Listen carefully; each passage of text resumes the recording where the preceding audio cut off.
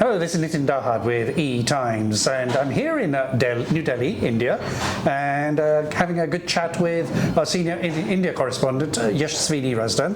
Yashasvini, hello, how are you? Hi Nitin, it's great to have you here. New Delhi loves you here, and because of you, I think yesterday we had a good shower of rain. Okay, so very the good. weather temperatures have come down. Well, now we have dull weather, so that's good. That cools things down. But you've been here now almost 1.5 years with EE Times, covering India, and we just wanted to get a little bit of a perspective from what people are saying to you about what's going on, the developments over the last 1.5 years, and also you've been covering the electronics sector for the last 5 years in India. So you've seen a lot of change. What's the biggest impact for you? I'm not asking you for an analyst type of view, but more like, what have you seen change a lot? This iPhone that you have, Nitin, in your hand, this is getting manufactured in India. Bulk of it is that's the biggest change that we see. Wow. I mean, yes, that's true. That's happened in the last 5 years. Yes. Yeah. So what does that mean in terms of the back end of all of that? Because India has always been known for design, or offshoring, but they've sort of grown. We went to visit one company yesterday where they're about 1,000, but there's some of these big chip companies, IDMs. They have these centers here, 3,000, 5,000 people. So it's actually evolved, hasn't it, in those 5 years as well? Yes. The thing is that India is no longer just an outsourcing center for big companies. We have people because people identify that there's a talent, which I agree that our neighbors around us also have talent.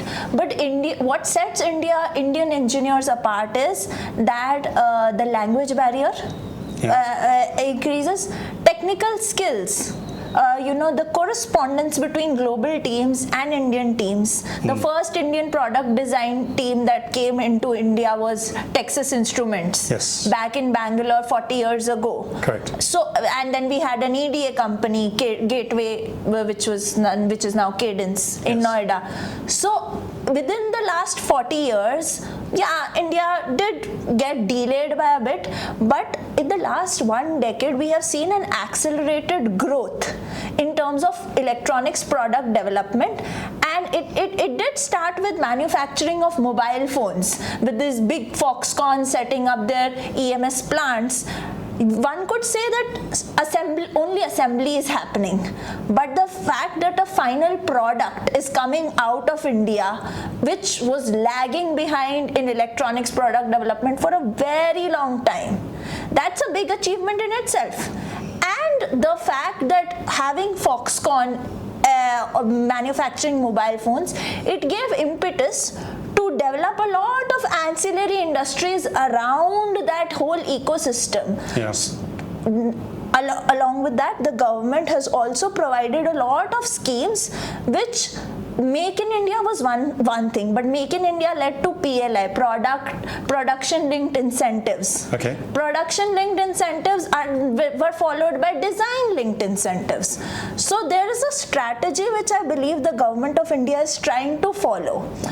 And today, if somebody is sitting here watching what's happening in India, it'll all seem very confusing, because all of this is happening at once and everything is at a different stage. So there are a lot of critics as well as supporters. But for somebody who has been watching and covering the ecosystem for a long time, who's been with it since when it was started, I have come to understand that there is a plan. Every time the government witnesses a win in one scheme, they move on forward to they don't wait for the scheme to end. They come up with another scheme which can support the scheme and which can address the backlogs or the bottlenecks of this. I'll tell you, like I mentioned, India Semiconductor Mission 1.0. It was about developing the talent, developing the design strength to build up semiconductors in India. which is why we had design linked incentives. A lot of chip startups, today we spoke to Netra Semi, Yes. a chip startup which was one of the early beneficiaries of the design linked incentive scheme. Right. And today they are making actual products which will go in Indian security cameras, surveillance products. Yeah. So a security camera in India will have a made in India chip. That's a big deal. Okay, very good. Now, interesting, just a little data point. You talked about your mobile phone production, etc. Back in 1993, I visited Rajiv Chandrasekhar, BPL Mobile in Bangalore. Okay. He was managing director of BPL Mobile, and I remember seeing that factory, and it was basically assembling mobile phones, which were like kits coming from overseas. So it's quite interesting how that's evolved. And then at that time also, Mr. Vittal, who was the secretary for Department of Electronics, as it was called at that time, he used to say, look, I want to move India from being just a screwdriver economy. And I think for me, that bigger perspective seems to be that it's slowly but surely been moving, although there's been a few false starts in those 40 years or however many those years are, but I think it's been moving, maybe not as fast as people think they want to see it move outside of India, but I think it's doing that. And I think seeing people like Netra Semi, which is quite interesting. I mean, the thing I saw a lot in like other countries, like in China, is like people come back and build this from the Bay Area and from California, and they will build startups. But I think one of the things we heard from Netra Semi is like they need more people, not just with that service-oriented background, but more that whole startup experience to take everything from like real early stage all the way to tape out. And I think that's kind of what we saw here. We do have that talent. I agree with you. We do have talent which knows how to design, which knows how to build. But the talent that can actually take up an idea to a final product and implementation, a managerial level, a directorial level expertise. Yes, I believe we could have more. Obviously, we could have more. You can never say no. Yeah. Let's move to a little bit more like what are you seeing people say in the industry? Because you've done some interesting stories. By the way, we all as a team appreciate your stories. Thank you. But just in terms of our readers, I think they also appreciate your stories. What are the things that stand out from what people have said to you or things you've written about? We've already spoken about design, so I'll come to manufacturing. Why? Because everybody sees a lot of numbers. Since your report covering EE Times is a global publication with a North American audience primarily, and the US has announced billions of dollars in the US CHIPS Act. So I'll come to what's happening here in India with respect to ISM 1.0. We have a fab in India Semiconductor Mission. India Semiconductor Mission. We have 12 approved projects for Fabs and OSATs. Yes. As of today, in 2026. Tata is building a huge fab, and it is working on mature nodes, 28 nanometer, 40 nanometer, 55 nanometer. There are 5 mature nodes it's working on. Why these particular nodes? Why not, you would say, why not 2 nanometer, 3 nanometer? Because you have that in the US. The reason is the stage at we want to go to market quickly, start generating revenues. Yes. And these mature nodes, they get deployed in every device, right from your washing machine to your refrigerator. And imagine every house in India has a washing machine, has a refrigerator, has an air conditioner. Yeah. So the market is already there for these products. Yes. All we need is the fab to start churning out the chips. Products are there. Companies can put them on here in India in your devices, and you have an entire ecosystem flourishing. And at the same time, research is also happening with a lot of foreign companies. Renesas, for example, is working on 3 nanometer chips here in India, researching on 3 nanometer chips here in India. And at the same time they are distributing one more thing. So a lot of companies are engaging with talent right at the school stage, like right at college stage. Renaissance, as we're talking about. Yeah, Chitra Hariharan. Yes, I think it was Hariharan. Chitra Hariharan and Yeah. Malini Narayanamurthy. Yeah. They are spearheading this process of providing kits with Renaissance, actual Renaissance chips to schools, to college students Yeah. who can come up with projects. And they last year at Electronica, I did see a few students who had displayed their project. So imagine you being in second year, getting to meet all these fancy people and getting an actual Renaissance chip.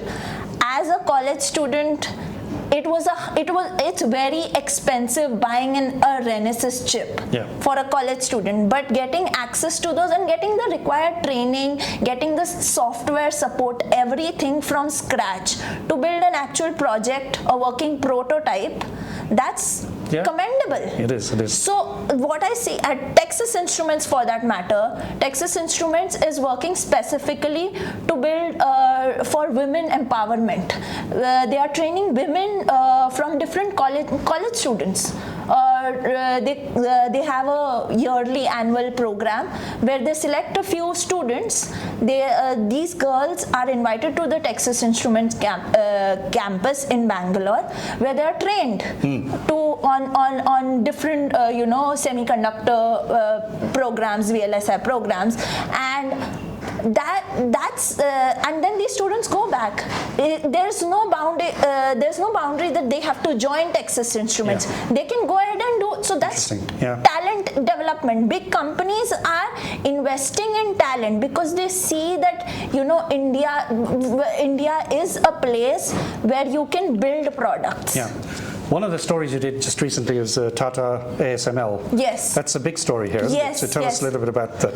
So, the implication of that. ASML, there's only one company across the globe which makes EUVs, lithography machines. And the fact that Tata has a direct partnership with ASML providing us, that just means that in 2027, we will have the Tata fab churning out chips. Yes, I mean, that was basically the essence of the story. Yes, that is what's going to happen. The fact that we are doing this directly with the Netherlands, with the government, it just assures that how strongly the presence of Prime Minister Modi and the Prime Minister of the Netherlands at that deal. It's not just a business deal. It's an agreement between two countries to strengthen and support each other. Yeah. What's the highlight of the last 1.5 years for you with the E-Times? With E-Times, the fact that I have been able to inform my audience, especially the ones who are sitting outside, who I believe can and should invest in India, who should know what's happening in India, who can be direct beneficiaries of whatever is happening in India. I'm able to explain all of these complicated policies. That's been the highlight. You know what I say? You do all of that with a lot of enthusiasm and excitement. So thank you for that. Thanks a lot, Nitin. Thanks a lot. It's great to have you in India. Yashasvini, thank you very much. Thank you.